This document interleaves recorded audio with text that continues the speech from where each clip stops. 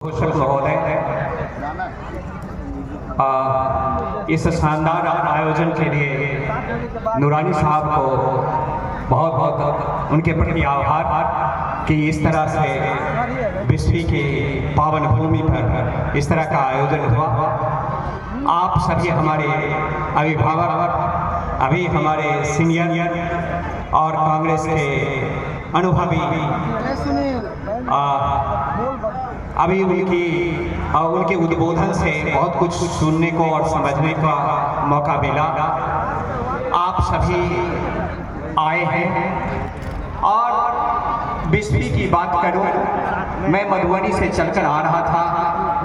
बिस्फी की धरती महान है, बाबा विद्यापति की धरती है। आप सभी सुधीजन हैं, आप सभी विद्वान हैं, लेकिन बिस्फी प्रखंड में आज तक एक डिग्री कॉलेज नहीं है, डिग्री महाविद्यालय नहीं है। यहाँ की बच्चियाँ खासकर और बच्चे दूसरे प्रखंड में या मधुबनी और दरभंगा जाकर अध्ययन करने के लिए अभिशप्त हैं।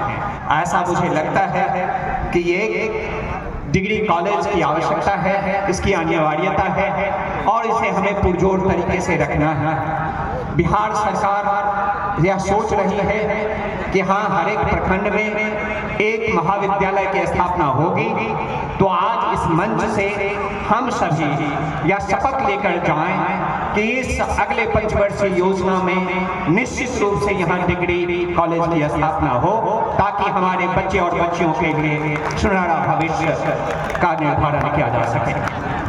मैं यह जानता हूँ और आप सभी जानते हैं, मैं तो शिक्षा विभाग में कार्यरत हूँ। मेरा नाम इन्होंने कहा कि मुनेश्वर यादव है, पेशे से मैं प्रोफेसर हूँ और ललित नारायण मिथिला विश्वविद्यालय का विभाग का अध्यक्ष हूँ। यह 4 जिलों में विस्तीर्ण यह विश्वविद्यालय है और आपको यह जानकर आश्चर्य होगा कि ये 4 जिले मधुबनी, दरभंगा, समस्तीपुर, बेगूसराय 2 करोड़ की आबादी पर एक विश्वविद्यालय है। 2 करोड़ की आबादी पर एक विश्वविद्यालय है और आपके इस विश्वविद्यालय में 4 लाख स्टूडेंट्स रजिस्टर्ड है। 4 लाख छात्र छात्राओं का भविष्य एक विश्वविद्यालय तय करता है। बेगूसराय से जो छात्रा अगर उसके नाम में कोई अशुद्धि है, उसके शुद्धिकरण के लिए वो आता है तो दिन भर परेशान हो जाता है। ठीक इसी तरह से निर्मली से जो जाता है वह परेशान हो जाता है। और इस पर आप जानते हैं कि CBCS कोर्स लागू कर दिया गया है, चॉइस बेस्ड क्रेडिट सिस्टम लागू कर दिया गया है। चॉइस बेस्ड क्रेडिट सिस्टम अद्यतन है, अपडेटेड है, मॉडर्न है, अमेरिकन सिस्टम है और इस सिस्टम में है कि कोई अगर गणित का छात्र है तो वह इतिहास भी पढ़ सकता है, वह मानव शास्त्र भी पढ़ सकता है, अर्थशास्त्र भी पढ़ सकता है। और हमारे यहाँ आप जानते ही हो कि 80% से अधिक बच्चे 80% से अधिक बच्चे प्रथम जनरेशन के लिए ग्रेजुएशन में आते थे।